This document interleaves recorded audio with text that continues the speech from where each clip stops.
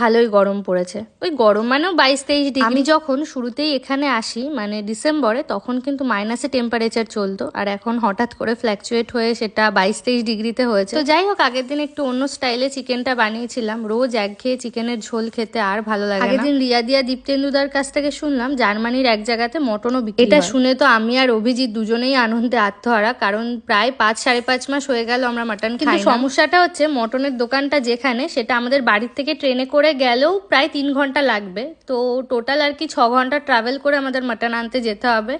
But still আমরা যাব, যেহেতু এখন অভিজিৎ একটু কাজে বিজি আছে, সেই জন্য আর কি যাওয়াটা হচ্ছে না। চিকেনটা দেখতেই পেলে আমি একটু নর্মাল ঝোলের থেকে আলাদাই করেছি, আর চিকেনটা খেতে সত্যি খুব সুন্দর হয়েছিল। ক্যাপসিকামটা যদি কষানোর সময় দেওয়া হয়, ওটার একটা আলাদাই ফ্লেভার চলে আসে। তো যাই হোক, আগের দিন লাঞ্চের মেনুতে ছিল ডাল, আর ঘরে কিছু ফ্রেঞ্চ ফ্রাইস ছিল, সেগুলো ভেজেছিলাম।